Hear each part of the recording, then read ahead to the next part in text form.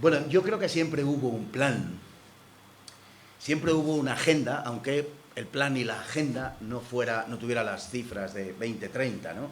Porque siempre ha habido un plan para someter al hombre y explicarlo desde una dimensión puramente material. Algo de eso nos ha contado Felipe en su intervención. Siempre hubo alguien que nos susurró al oído aquello de podéis ser como Dios, que es el pasaporte más directo para llevarnos al infierno. Lo que pasa es que también ha habido siempre alguien para defender lo que tenemos de humano frente a lo que defienden aquellos que se fijan en lo que tenemos de animal. En definitiva, siempre hubo alguien para defender la civilización frente a la barbarie y para recordarnos que no somos individuos, sino personas. Y esto es esencial, porque lo que quieren hacer de nosotros es individuos. El individuo es solo un elemento diferenciado dentro de un conjunto, sin más atributos. Y la diferenciación no exige pues, ninguna consideración más, ninguna otra cualidad, ¿no? Cada espécimen dentro de un conjunto pues, recibe la denominación de individuo. Y no sé si es excesivo que el ser humano aspire a que lo que se aplica a las cebras del Serengeti, a los rebaños, pues no nos sea aplicado a nosotros. Por eso digo que la individualidad es solo la base sobre la que se construye la persona. La individualidad es insuficiente, es una condición necesaria, pero no suficiente. Lo esencial es que lo consideremos solo como una constatación puramente biológica y no olvidemos que somos también con los demás y, por tanto, lo comunitario forma parte de aquello que somos. Y precisamente porque somos personas, dejadme recordaros aquellas ya casi viejas, en el más noble sentido de la palabra, pero ya casi viejas palabras que nos definen, y es que somos portadores de valores eternos. Pues eso, exactamente eso, es lo que quieren destruir. La destrucción de nuestra cultura equivale a la destrucción de nuestra humanidad. El objetivo es el hombre, que es lo mismo que decir nuestra civilización o que decir la civilización, porque yo me niego a considerar civilización aquella cultura que no se erige sobre el principio de la dignidad humana. Y visto lo visto, no estamos muy sobrados de civilizaciones.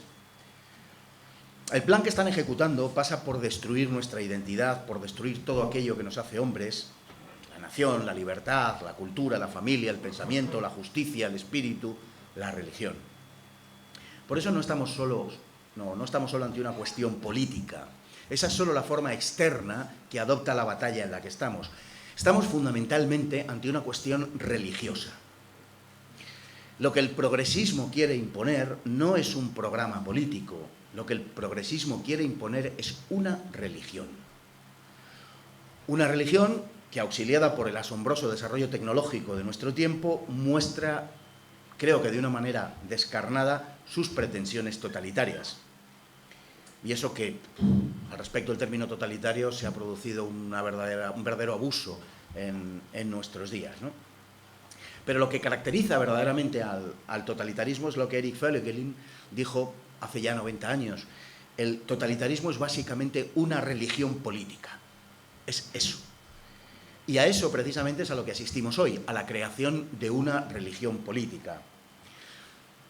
Un político español, de esos que llevan toda la vida viviendo de la política, y por otro lado un político español nada privado de grafía y de cultura, definía no hace tanto la Agenda 2030 como el Evangelio.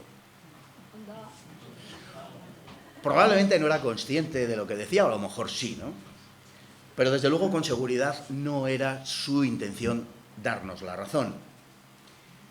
Sin embargo, su calificación de evangelio para la Agenda 2030 no puede ser más acertada.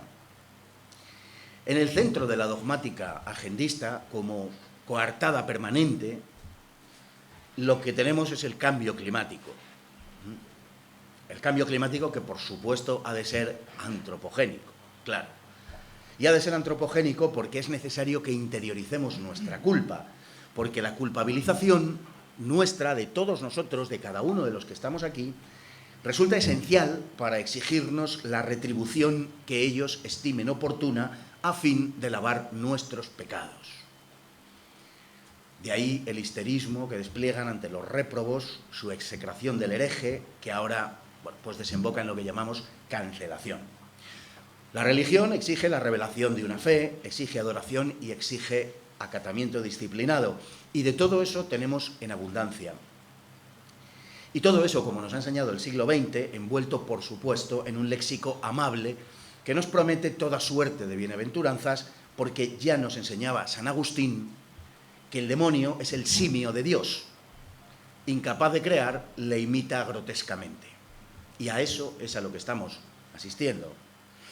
La Agenda 2030 es el fruto bastardo del progresismo y también de los intereses de un capitalismo transnacional planificado y dirigido. ¿Os acordáis de todos aquellos, seguro que sí, de todos aquellos que hace apenas 20 años, 20 años no es nada, decía el bolero, ¿no? Pues hace apenas 20 años militaban en las filas de esos grupos que se hacían llamar los antiglobalización. ¿Os acordáis de que tenían organizada una verdadera zapatiesta urbana, una verdadera guerrilla urbana que colapsaba las ciudades, que se enfrentaba a la policía de forma extremadamente violenta y que parecía un exasperado grito de protesta contra la injusticia del mundo que estaban construyendo los poderosos? Aquellos antiglobalización estaban en la extrema izquierda. ¿Dónde están ahora? Y pregunto dónde están ahora porque localizándolos nos hacemos una idea bastante precisa de cuál es el corazón del agendismo 2030. Están en los gobiernos, están en las vicepresidencias, o han estado y aspiran a volver, están en los ministerios, en la ONU, en el Parlamento Europeo, están en toda suerte de organismos públicos, porque efectivamente, como ha recordado José Ramón, cuando se les corta el grifo, se terminó, que es lo que, por ejemplo, está haciendo Trump ahora con el asunto de USAID y de Planned Parenthood. Es exactamente eso. Y como viven del dinero público, cuando desaparece el dinero público, dejan de vivir. Trump los conoce bien y está actuando, creo que con precisión quirúrgica. Todos ellos, algunos ocupando las más altas magistraturas, ornados con el rosco multicolor, que no por casualidad comparte gama cromática con esa bandera del lobby innombrable que amenaza con convertirse en la mortaja de nuestra civilización y de nuestra España. Su objetivo no es otro que el de imponer una visión materialista de la historia, del mundo y del hombre. Hace décadas creyeron que eso lo podrían realizar a través de las posibilidades que les brindaba la historia, agitando la angustia de los desheredados y de los oprimidos y aprovechando su justa desesperación para destruir, en palabras de Nietzsche, todo lo que hasta entonces el hombre había tenido por sagrado y había venerado. Pero la colosal magnitud de su fracaso universal no los ha aniquilado, solo han cambiado de disfraz. Han comprendido que sus objetivos son más accesibles por otras vías, mutando lo que era un proyecto colectivista precisamente a través del individualismo extremo de nuestra época.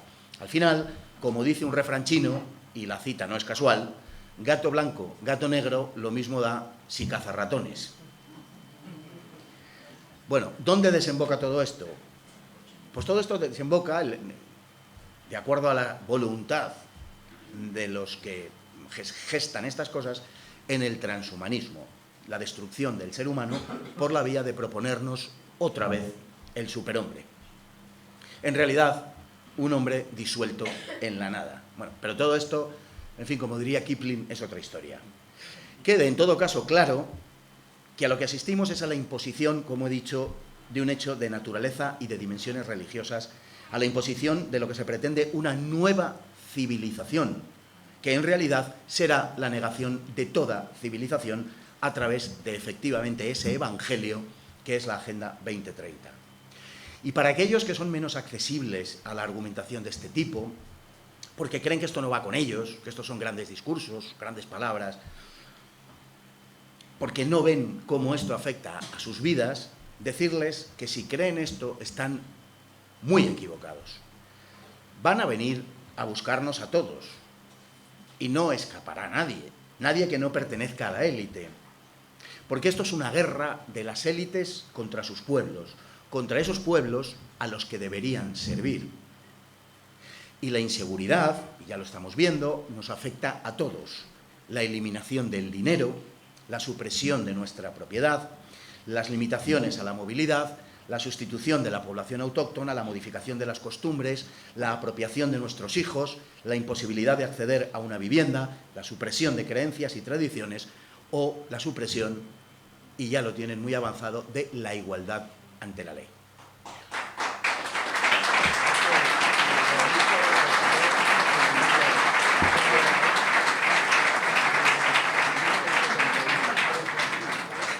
Todo eso se está ejecutando ya, y sus ejecutores ya no son, pongamos por caso, los representantes de España en Bruselas, sino los hombres de Bruselas en España. Bueno, ¿creéis que las personas que constituyen estas élites no lo saben? ¿No saben el papel que desempeñan? Por supuesto que lo saben. Y no solo eso, sino que lo que están ejecutando es exactamente lo que quieren conseguir. Hay que decirlo con toda claridad. Los peores efectos que sufrimos a partir de los planes que se están aplicando no son disfunciones de un plan que teóricamente está concebido para nuestro beneficio y que a veces sale mal. No, nos quieren empobrecer. Sí, nos quieren esclavizar. Sí, es lo que quieren. Y os aseguro que esto no es ninguna hipérbole. Bien, si ellos lo saben, entonces ¿qué pasa? Que la gente no se da cuenta, la población, el españolito de infantería, no se da cuenta. Pues digamos una cosa, la historia demuestra que la población, en general, la población siempre sigue al poder. Cualquier época histórica, ¿no? Sigue al poder, le obedece y se somete a él. Y yo no estoy diciendo que eso sea malo. Siempre ha sido así, como digo, no es cosa de ahora, de nuestro tiempo. Esta época, en ese sentido, no es peor que otras épocas. El ciudadano común confía en el poder y es lógico que así sea. Y si me apuráis, es bueno que así sea. El poder es una proyección de la autoridad. Y conocemos la autoridad, todos nosotros conocemos la autoridad, mientras crecemos en el seno de una familia. La idea de autoridad, desde el principio, va unida a la idea de protección, a la idea de amor. Nacemos, como digo, y nos formamos en una célula, que es la familia, que es acogedora, que es cálida, que es protectora, que es amable, que es cariñosa. Nadie espera ser maltratado ni por su padre ni por su madre. Solo de tus padres pues esperas lo mejor, como es natural. E incluso cuando sucede algo desagradable, que no podemos entender porque somos demasiado pequeños o carecemos de perspectiva, pues lo justificamos como algo necesario. Y por lo general, nuestra experiencia nos dice que el tiempo da la razón a esas justificaciones que habíamos imaginado por las cuales nuestro padre o nuestra madre de vez en cuando nos daba un guantazo o nos castigaba. Y lógicamente, como una proyección de esa autoridad, nosotros tendemos a ver el poder de esa manera. Y crecemos confiando en esas figuras que son el padre y la madre, el maestro, el policía, el militar, el sacerdote, y creemos en ellos. Todo el mundo, en consecuencia, se resiste a pensar que un presidente de gobierno pueda actuar contra los intereses de su gente, contra los intereses de su pueblo. Nadie puede creer que quien detenta, quien toma las decisiones del poder político, vaya a dirigirlas contra su pueblo. No lo podemos creer, de forma natural tendemos a negar a aquel que afirme una cosa así, porque nos parece monstruoso. Claro, lo es. Por eso mucha gente cree que las decisiones que se toman porque no hay otro remedio. En definitiva, que nos hacen llorar porque nos quieren. Pues no. Ellos tienen un plan, que ahora se llama Agenda 2030, y están dispuestos a llevarlo a cabo cualquiera que sea su coste. Saben todo lo que representa, todo lo que supone, y desde luego saben en qué consiste. Y consiste justamente en hacernos llorar, como digo, no porque nos quieran, sino porque solo somos para ellos la materia con la que dan forma a sus sueños, que son nuestras pesadillas. La Agenda 2030 es el evangelio del globalismo. Es la mala nueva de la anticivilización nihilista. Pero antes de terminar, quiero también decir una cosa, que creo que es importante, más que nunca hoy. El mundialismo vive horas bajas. Entre otras cosas, porque la propia naturaleza del fenómeno globalista, exige de la existencia de otros actores. No puede haber globalismo, no se puede jugar al globalismo si el juego no es global. Y por unas razones o por otras hay elementos disonantes, China, Rusia, la India, algo nos ha dicho José Ramón, y sobre todo los Estados Unidos, que quedan al margen del globalismo y que han pasado de ser la piedra angular del templo que sostenía el mundialismo, no solamente a salirse de la arquitectura de ese globalismo, sino a posicionarse en contra. El impacto de esta cuestión, el impacto del giro que ha dado Estados Unidos, todavía no podemos medirlo porque carecemos de perspectiva, pero es sencillamente gigantesco y probablemente histórico. Si los Estados Unidos se mantienen en el tiempo, se mantiene el tiempo necesario en sus actuales políticas, la derrota del globalismo será un hecho. Solo quedará Europa, vaya por Dios, nos ha tocado, pero solo quedará Europa como ese laboratorio experimental del que hablaba Javier Solana el año 2009 en una conferencia en Madrid, lo cual ciertamente no nos lo pone más fácil. Europa se transformará, ya lo está haciendo, en una tiranía oligárquica en la que el pueblo y la propia civilización será ofrendada en sacrificio al altar del mundialismo. El poder bruselense está bunkerizado en estos momentos y esto lo hace más peligroso. Ya nos están aplicando desde hace tiempo la Agenda 2030 y no tengo dudas de que nos van a apretar más las tuercas. Pero dentro de la ciudadela europea también crece la contestación y la anti-Europa con sede en Bruselas está muy alarmada. La oposición a la Agenda 2030, la batalla contra el globalismo, es al mismo tiempo un objetivo en sí mismo y también la palanca de la que Europa debe valerse para redescubrir aquello que un día le hizo ser la cuna de la civilización, o como decía al principio, la única luminaria de aquello que podemos llamar la civilización. Porque, lo repito, en mi opinión, no hay más civilización que esta. Otras cosas son construcciones culturales. Decía Pío Baroja que lo que no es vino es perfumería. Bueno, pues lo que no se ha edificado sobre el cristianismo es, ni siquiera me atrevería a decir perfumería, es una impostura. El enemigo no se va a resignar. Pegarán duro, pero perderán. Muchas gracias.